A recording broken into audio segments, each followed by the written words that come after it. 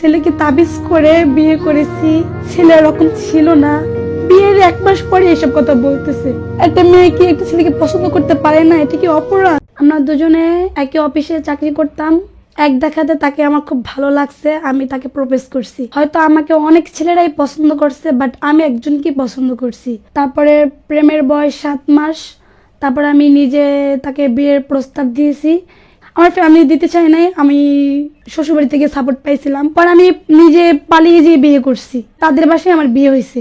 বিয়ে করার পরে হয়তো ভাবছিলাম স্বামী আমাকে খুব যত্ন করবে, বিষয়টা তো উল্টা হয়ে গেছে যে আমাকে পছন্দ করে না সে। আমি যেরকম চাইছি এরকমটা পাই নাই। সবসময় তার কাছে অবহেলা, লাঞ্ছনা ছাড়া আমি কিছুই পাই নাই। তার কাছ থেকে আশা করছিলাম সে আমাকে খুব ভালোবাসবে, আমাকে খুব যত্ন করবে, খুব আগলে রাখবে। বাট আমি তার কাছে যেরকম চাই সেরকম পাইনি। বিষয়টা হলো আমি দেখে বিয়ে করছি তাকে। তারা মধ্যম পরিবার, আমার টাকা পয়সার লোক কখনোই ছিল না। তবে সে আমাকে কখনোই বুঝতো না। শাশুড়ি আছে, একটা দেওর আছে, আমার হাজবেন্ড, বড় ছেলে, শ্বশুর নাই। আমি যতটা ভাবছিলাম যে আমাকে সবাই আপন করে ভাববে, আপন করে নিবে, তবে আমাকে কেউ মন থেকে আপন করে নাই। তারা আমাকে সবসময় দোষারোপ করতো যে ছেলেকে তাবিজ করে বিয়ে করেছি, ছেলে এরকম ছিল না। বিয়ের 1 মাস পরে এসব কথা বলতেছে। আমাকে সবাই ভুল বুঝতে শুরু করছে যে তার ছেলেকে আমি তাবিজ করে বিয়ে করছি। তবে আমার খুব কষ্ট হয়েছিল। একটা মেয়ে কি একটা ছেলেকে পছন্দ করতে পারে না? এটা কি অপরাধ? তবে সেই ক্ষেত্রে তার ফ্যামিলি আমাকে সবসময় ভুল বুঝতো। আমি আমার ফ্যামিলির ইচ্ছার বিরুদ্ধে যে নিজে পছন্দ করে বিয়ে করছি বিধায় আমাকে কেউ আপন ভাবে না, সবাই আমাকে অবহেলা করে। আমি যেরকমটা চাইছি এরকম আমাকে কেউ বুঝতেছে না। তারপরে রান্না করতে পারতাম না, ঘুম থেকে একটু দেরি করে উঠতাম। হয়তো ভাবছিলাম মেয়ের মতো ভাববে আমাকে আমার শাশুড়ি, তবে সবসময় বকাঝকা করতো। ঘুম থেকে দেরি করে উঠলে বলতো যে বাবা মা কিছু শিক্ষা দেয় নাই, সারাদিন ঘুমাই থাকে। এগুলি শুনে অনেক কষ্ট লাগতো। আমি ইচ্ছা করছিলাম যে আমার স্বামী আমাকে বুঝিয়ে বলবে, সে এটা না বলে একদিন আমাকে খুব একটা লাথি মারছে, মারধর করতো। বাট আমি আশা এরকম করি নাই। সে আমাকে বুঝাইতে পারতো যে দেখো তুমি বউ, এবারই তুমি সকাল সকাল উঠে রান্না বান্না করবে। সে আমাকে বুঝাইতে পারতো। অনেক যত্ন করে বললে আমি অবশ্যই বুঝতাম। একজনকে রাগে দিয়ে ধমকায়ে কথা বলা সে কখনোই মানবে না। তো এগুলি নিয়ে সবসময় ঝগড়া কাজে হইতো। তো আমি হলাম ভিন দেশের মেয়ে, আমার খাবার দাবার যেটা পছন্দ তাদের সেটা পছন্দ না। আমি যদি কিছু রান্না করি তাহলে বলে কি রান্না, এগুলি আমি খাই না। আর আমার খুব ক্ষুধা লাগতো। তবে আমি যদি একটু বেশি খাওয়া দাওয়া করতাম তাহলে আমাকে খোঁটা দিয়ে কথা বলতো যে এরকম খাইলে কিভাবে হবে। তো আমার খুব কষ্ট লাগতো। বাবা মা যদি খাইতাম তারপরে জিজ্ঞাসা করতো যে আমার মেয়ে খাইছে কি না। আর শ্বশুরবাড়ি যদি একটু বেশি খাইতাম তাহলে বলতো বউ তো অনেক খাওয়া দাওয়া করে আমাকে শেষ করে দিবে, ধ্বংস করে দিবে। এগুলি সমালোচনা করতো। এরকম পাড়া প্রতিবেশীর কাছে বলতো যে আমার বউ বেশি খায়, আমার সংসারটা হয়তো অতি তাড়াতাড়ি ধ্বংস করে দিবে। এগুলি বলতো। আমার খুব কষ্ট লাগতো। পাড়া প্রতিবেশী এসে আমাকে বলতো, শরম লাগতো যে আমি তার ছেলের বউ, সে তো পাড়ার প্রতিবেশীর কাছে বলতে পারে না। তার সন্তান হলে কি তার পাড়া প্রতিবেশীর কাছে বলতে পারতো না। তারপরে এগুলি নিয়ে অনেক মারধর হতো, দ্বন্দ্ব হতো শাশুড়ি বউয়ের ভিতরে। তো আমি আমার মাকে যতটুকু যত্ন না করছি। আমি বিয়ের পর ভাবছিলাম শ্বশুরবাড়ি আপন, আমি এই শ্বশুরবাড়ি থাকতে চেয়েছি। আমি দেখে শুনে বিয়ে করছি যে 3 বেলার জায়গায় আমি 1 বেলা খাবো, তাতে কোনো দুঃখ নাই। ছোটবেলা অনেক দুঃখ করছি, কষ্ট করছি, অভ্যাস ছিল। পরে আমি আমার বাবা মার সাথে যোগাযোগ রাখতে পারবো না। বাসা থেকে যে আপনি চলে গেছিলেন, এরপর কি বাবা মার সাথে সম্পর্ক স্বাভাবিক হয়েছিল? হ্যাঁ, 3 মাস পরে 6 মাসের মাথায় যোগাযোগ করতে চেয়েছিলাম, তো করতে দেয় নাই আমাকে। আমি লুকাইয়ে কথা বলতাম। তো এটা আমাকে জিজ্ঞাসা করার পরে আমি বলছি যে কথা বলছি, তাতে আপনাদের সমস্যা কোথায়? আমার হাজবেন্ডের কাছে কমপ্লেন করছে আমার খালা শাশুড়ি।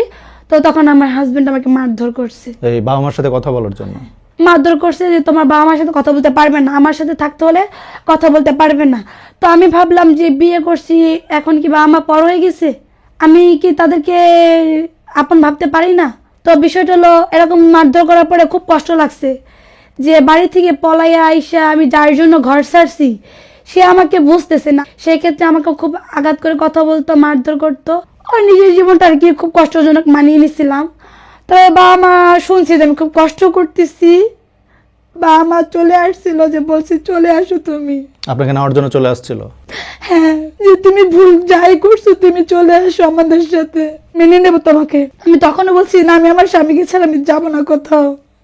তখন আমি খুবই ভালোবাসতাম। তখন আমার সবাই বলতো বাবা মা ভালো পরামর্শ দেয় না তো খারাপ বুদ্ধি দিচ্ছে, সব সময় আমাকে মানে মানসিকভাবে এরকম দোষারোপ করতো। মানে শাশুড়ি চাকরি করে, আমি চাই সবাইকে আপন করে কাছে টানতে। সবাই আমার টাকাটাই চোখে দেখে, আমাকে কেউ মন থেকে দেখে না। ও, আপনি বিয়ের পরও চাকরি করা শুরু করেছিলেন? আমি এখনো চাকরি করি, তবে সব আমার টাকাকে ভালোবাসে, বাট আমাকে কেউ ভালো বুঝে না, ভালো জানে না, ভালোবাসে না। আচ্ছা আচ্ছা, এখন কি অবস্থা আপনাদের? আপনারা কি এখনো একসাথে আছেন? হ্যাঁ, একসাথে আছি, বাট সবাই টাকাকে ভালোবাসে। আর আমার বাচ্চা কাচ্চা হয় না, এটা তাদের কিছু বাচ্চা কাচ্চা তাদের লাগবে। বিয়ের কত বছর হলো? বিয়ে হয়েছে 7 বছর। আমার বাচ্চা কাচ্চা হয় না বিদায় তারা আমাকে অনেক কথা শোনায় এবং কি খোঁটা দেয়, নানান কথা শুনতে হয়। আল্লাহর উপরে সবকিছু, তাই না? আল্লাহ যদি বাচ্চা না দেয় তাহলে আমি কি করবো? আল্লাহর সাথে কি পাল্লা দেওয়া যায়? আল্লাহ যখন ইচ্ছে হবে তখন সে আমাকে বাচ্চা দান করবে, তাই না? আমাকে অনেক কথা শুনতে হয় সমাজের কাছে, আমাকে অনেক কথা শোনায়, বাট আমি কি করব? আমি আমি এগুলি সহ্য করতে পারতেছি না। বারে বারে বলে আমার ছেলেকে বিয়ে করাবো, আমার ওদের নাতি লাগবে। এখন সেটা আমি কি করব? আপনার হাজবেন্ড কি বলে? আমার হাজবেন্ড কিছু বলে না, সে বলছে যে আমার সময় হলে আমি বিয়ে করব, আমি মানুষের কথা কান দেই না, তুমি কেন এত নার্ভাস হও, তুমি কেন তাদের কথা শুনে কান্না করো? আমার হাজবেন্ড আমাকে খুব সাপোর্ট দেয় যে বাচ্চা কাচ্চা যেদিন হবে সেদিনই হবে, আমার তাতে কোনো আপত্তি নাই। আমি চাই আমার হাজবেন্ড আমাকে নিয়ে আলাদা থাকুক, আমার কথা শুনুক। প্রতিটা মেয়েই চায় যে তার হাজবেন্ড তার কথা শুনবে। এখন কি হাজবেন্ডের সাথে থাকেন? হ্যাঁ, একসাথে থাকতেছি, বাট শ্বশুর বাড়ি কি কেরানীগঞ্জ? না না, আমি ওখানে ভাড়া থাকি, ওখানেই। আপনি হাজবেন্ড ওয়াইফ? হ্যাঁ, বাট আমি কি গ্রামে নিচ্ছে না, গ্রামে যেতে পারতেছি না। গ্রামে নিচ্ছে না কেন? আমি আমার সাথে সবার সাথে মানাচ্ছে না। আমি আমার হাজব্যান্ডকে নিয়ে আমি গ্রামে থাকতে চাই, বাট শাশুড়ি কখনো চায় না যে আমি গ্রামে থাকি। আমি ঢাকায় চাকরি করি, আমি আমার স্বামীকে নিয়ে গ্রামে থাকতে চাই। অনেক বছর হয়েছে আমি ঢাকায় থাকি, তো আমি গ্রামে যাইতে চাইলে আমার শাশুড়ি বলে গ্রামে এসে কি করবে, ঢাকা ইনকাম করতেছ তো করুক। তারা কখনো চায় না যে বউ গ্রামে আসুক, গ্রামে থাকুক। তাদেরকে নিয়ে আমি থাকতে চাই, তারা আমাকে নিয়ে থাকতে চায় না। তারা আমার টাকাটাই দেখতেছে চোখে যে আমি টাকা ইনকাম করতেছি। মান্থলি যে পুরো বেতনটা, এটা কি আপনি কি করেন? সংসারের জন্য খরচ করি, বাট আমি তাদের কাউকে দেই না, আমার সংসারে করি। আর ছেলের টাকা আমি খাই না। টাকা সংসারে? হ্যাঁ, আর ছেলের ইনকামের টাকা আমি খাই না। কেন? না খেলেও ছেলের আম্মু তো শুরু করে যে আমি সব টাকা খাই। আসলে আমি হাজবেন্ডকে সবসময় কেয়ার করতাম, আমি সবসময় দেওয়ার চেষ্টা করছি। আমি মেয়ে হয়ে আমি সবসময় চাইতাম যে আমার স্বামী ভালো থাকুক। আমার স্বামী আমাকে কতটুকু ভালোবাসে তা আমি জানি না। আমি আমার হাজবেন্ডকে অনেক ভালোবাসি, তার পরিবারকে নিয়ে আমি খুবই ভালোভাবে থাকতে চাই, তবে আমাকে কেউ বুঝতে চাইতেছে না। ডিভোর্স হয়ে যাবে না এরকম মন মানুষ যখন মুখ কষাকষি জীবনযাপন আশায় আশা আর কি, যে চলে যাব, তাকে ছেড়ে চলে যাব। এই 2025 শেষ হলো 17 থেকে আমি তাকে ছেড়ে চলে যাই। বিয়ের 3 দিন পর থেকে তাকে ছেড়ে চলে যাই বলে এখন পর্যন্ত থেকে আছি তার জীবনে। 7-8 বছর ধরে একই পজিশন, মনোমালিন্য চলতেছে যে আমি যেরকম চাই সেরকম হচ্ছে না। এখন আমি চাচ্ছি যে আমার হাজবেন্ড আমার কথা শুনুক। আমি চাই যে আমার সংসারে যতটুক দরকার অতটুক যেন আমি পাই। আমি নিজে সংসারে যতটুকু ইনকাম আমি নিজে করতে চাই, ঘরে বসে হোক আর বাইরে হোক করতে চাই। এটা সাপোর্ট যেন আমার হাজবেন্ড দেয়। মানে সে কি মানে চাকরি করতে দিতে চাচ্ছে না? না, চাকরি করতে দিতে চাচ্ছে না। ওই যে বাধা সৃষ্টি করে চাকরি করতে দেবে না। আমি চাকরি করি এটা ভাবে যে আমার বাবা মাকে টাকা পয়সা দিচ্ছি। দেন তো আপনি কিছু হলো? কিছু হলে প্রাপ্য আছে না, বাবা মাকে তো দিতে হয়, এমন তো না যে না দিয়ে পারবে। আমার বাবা মাকে যদি আমি 2 টাকা দিই তাতে সে আপত্তি করে। আর আমি তো চাই আমার হাজবেন্ড ইনকাম করে আমাকে সামর্থ্য দিয়ে তার বাবা মাকে তার পুরো পরিবারকে সব দিক। তা আমার দুঃখ নাই, আমার অতটা দুঃখ নাই। সে তার পরিবারকে সব দিয়ে আমাকে সামান্য দিক, আমি যদি প্রাপ্য, এর বেশি তো আমি তার কাছে কিছু চাই নাই। আর আমার মতো করে সে আমাকে বুঝবে, এটাই আমি তার কাছে চাই। এখন কি মারধর করে আপনার স্বামী? মারধর করে না, কথায় মারে, আঘাত দিয়ে কথা বলে। প্রতিটা শাশুড়ির উচিত নিজের মেয়ের মতো ভাবা উচিত ছেলের বউকে, আর মেয়েরা ভাবে শাশুড়িকে মায়ের মতো। তবে এখনকার শাশুড়িরা ভাবে না। আমার দিক থেকে আমি সব মেয়েদের কথা বলবো না, আমার দিকে আমি আমার শাশুড়িকে খুবই আপন ভাবতাম। তবে সে আমাকে কখনো মেয়ের মতো ভাবে না। আমি সবার উদ্দেশ্যে একটা কথা বলতে চাই, যেন প্রতিটা শাশুড়ি ছেলের বউকে নিজের মেয়ের মতো বুঝুক।